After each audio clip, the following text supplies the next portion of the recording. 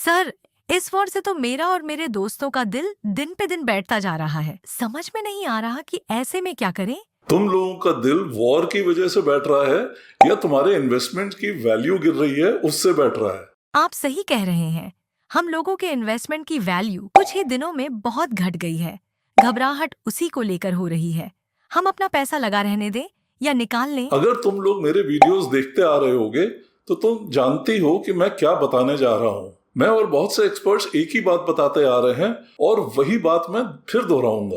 लेकिन हमारी बातों का असर बहुत जल्दी खत्म हो जाता है जब तुम लोग अपने इन्वेस्टमेंट्स या पोर्टफोलियो को न्यूज और डराने वाले वीडियोस के साथ जोड़कर देखने लगते हो। हमारा सब समझाया बुझाया उनके शोर में दब जाता है और तुम लोग फिर सॉल्यूशन के लिए आकर खड़े हो जाते हो। हमारा जवाब तो चेंज नहीं होगा, लेकिन मैं फिर एक बार कोशिश करूंगा तुमको समझाने की। ध्यान से सुनो और आखिर तक सुनो।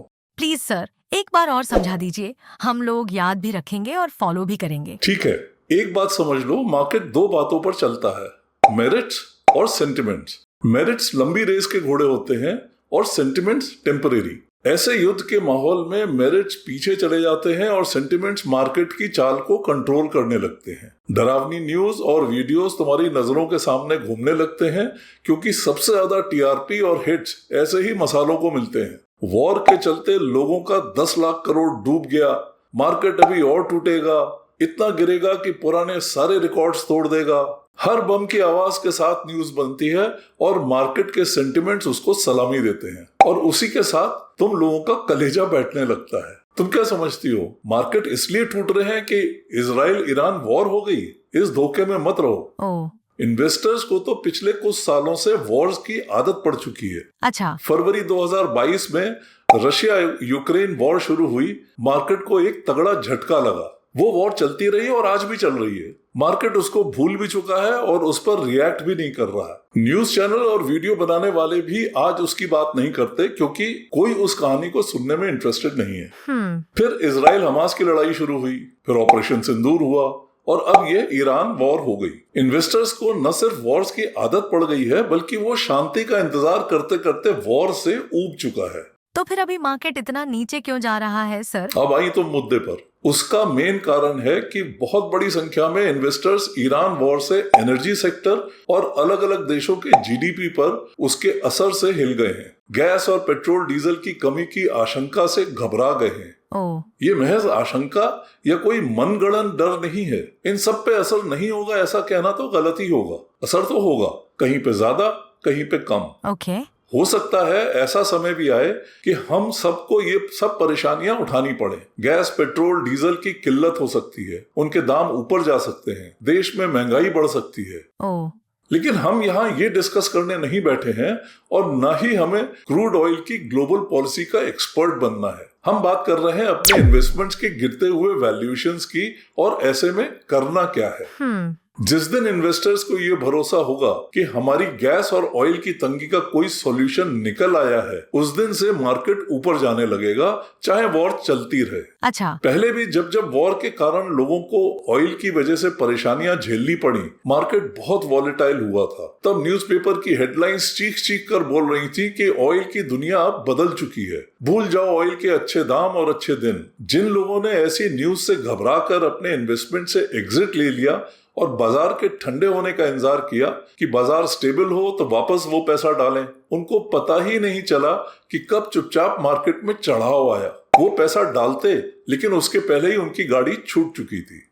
तुमने पढ़ा होगा कि 2008 में जब ऑयल का रेट $147 पहुंच गया था, $147, न्यूज़पेपर्स ने यहां तक कहना शुरू कर दिया था कि अब सस्ते ऑयल के दिन लद गए, अब भाव इसके नीचे नहीं जाएगा। किसी को अंदाज भी नहीं था कि 6 महीनों में ही वो रेट $39-40 पर आ गया।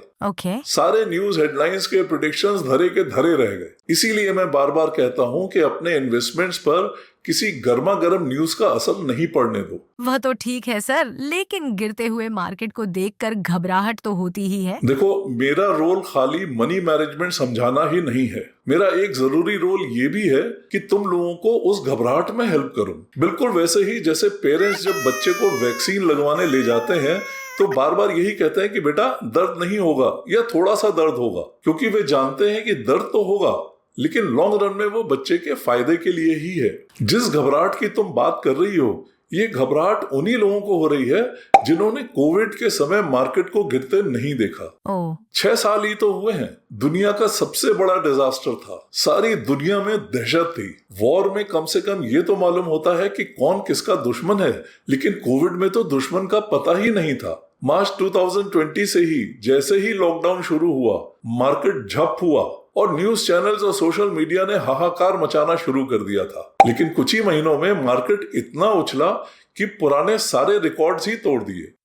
जिन लोगों ने अपने इन्वेस्टमेंट्स पर न्यूज और वीडियोस का असर नहीं आने दिया, उनके इन्वेस्टमेंट्स खूब बढ़ गए। अच्छा। लेकिन जो लोग घबरा कर निकल गए, वो आज भी पछताते हैं कि उनको तब पेशेंस रखनी चाहिए थी। ये ऐसे लोग हैं जो इतना न्यूज, व्यूज और सोशल मीडिया के चक्कर में पड़ जाते हैं कि बजाय इन्वेस्टमेंट्स की टेक्निक्स में अपना ज्ञान बढ़ाने के, ये उन सारे इवेंट्स के एक्सपर्ट्स बनने की असफल कोशिश करने लगते हैं जो मार्केट को ऊपर नीचे कर रहे होते हैं, जैसे जियो politics, GDP, corporate changes, RBI policies, inflation वगैरह। एक बात हमेशा ध्यान रखना, इन्वेस्टमेंट्स 2 चीजों पर चलता है, जोश और होश।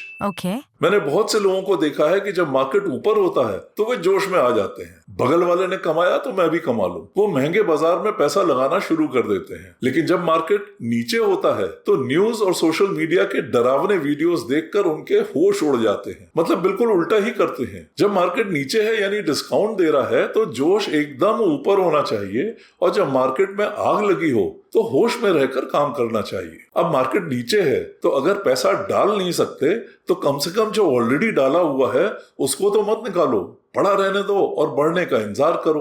अभी कितना और इंतजार करना होगा सर? तुम्हारा टिकट कहाँ तक का है? मैं समझी नहीं, टिकट से आपका क्या मतलब है? अरे भाई, मैं पहले की वीडियोस में भी समझा चुका हूँ। अगर तुमने दिल्ली से चेन्नई का टिकट लिया है तो रास्ते में ट्रेन कितनी बार भी धीमी हो या रुक जाए, तुम बगल की सवारी से हर बार ये तो नहीं पूछती कि मैं यहीं उतर जाऊं, अभी कितनी देर और बैठना है, क्योंकि तुमको मालूम है कि ट्रेन चेन्नई तक 36 घंटे लेगी और उतनी देर तो बैठना ही है। वैसे ही अगर तुमने अपना इन्वेस्टमेंट करते समय उसका कोई ऑब्जेक्टिव या गोल दिमाग में रखा था तो तुमको मालूम है कि उतने साल तो इंतजार करना ही है। इस बीच में मार्केट नीचे ऊपर हो उससे क्या फर्क पड़ता है? कभी वॉर की वजह से नीचे होगा तो कभी पेंडेमिक की वजह से, कभी टैरिफ उसका कारण हो गए तो कभी इलेक्शन के रिजल्ट्स। कोई एक कारण थोड़ी ही होता है। इन्वेस्टमेंट उस फ्लाइट की तरह होता है जो शुरू में टर्ब्यूलेंस में से निकलकर ही 30-40 हजार फीट की हाइट पकड़ता है।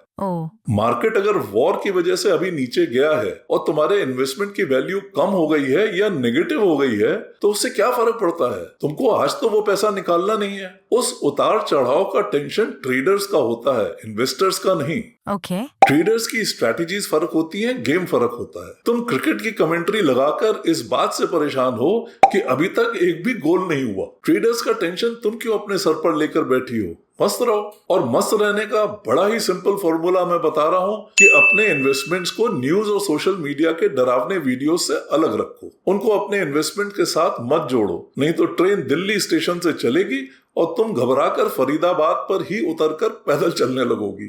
सर, आपने मेरे डाउट्स एकदम क्लियर कर दिए और मेरा डर भी खत्म कर दिया। मैं अपने दोस्तों को भी समझाऊंगी कि उनके इन्वेस्टमेंट्स का रिश्ता किसी ऑब्जेक्टिव या गोल के साथ होना चाहिए, डरावनी न्यूज के साथ नहीं। और जब तक वह गोल का टाइम नहीं आए बिल्कुल शांत बैठे। एकदम सही। ये बरसों से आजमाया हुआ सिंपल फॉर्मूला अपनाओ। न्यूज भी देखो, सोशल मीडिया के मसाले भी देखो, लेकिन उनको अपने इन्वेस्टमेंट डिसीजन से मत जोड़ो। अपने दोस्तों को बोलो कि YouTube पर मेरे दूसरे वीडियोस भी देखें जिसमें मैं बराबर लोगों की कॉमन गलतियों से उनको अलर्ट करता आ रहा हूँ। अपने पैसे को लेकर क्या करना है ये जानना तो जरूरी है, लेकिन क्या नहीं करना है ये भी जानना बहुत जरूरी है। अगर मेरे वीडियो पसंद आए तो उन्हें लाइक भी कर देना। तुम्हारे लाइक पर क्लिक करने से ये वीडियो और लोगों तक भी पहुंचेगा और उनका भी फायदा होगा। तुम लोगों का ये पैसा बहुत मेहनत से कमाया हुआ है, उसको बहुत संभाल के मैनेज करो। इन्वेस्टमेंट्स तो तुम्हारी कमाई का एक छोटा सा हिस्सा होता है। बाकी पैसे को कैसे मैनेज करना है ये समझना भी बहुत जरूरी है। कितना खर्च करना है, कितना लोन लेना है, कितना लोन वापस करना है, कितनी इंश्योरेंस करानी है, कितना टैक्स भरना है, कितना टैक्स बचाना है, ये काम जहां तक हो सही गाइड ढूंढो और प्रॉपर गाइडेंस में करो। अगर मेरी हेल्प चाहिए तो मुझे भी कॉन्टेक्ट कर सकते हैं। मैं कोई फाइनेंशियल एडवाइजर या कंसल्टेंट नहीं हूँ। मैं तो हूँ बस एक फ्री का ट्यूशन मास्टर,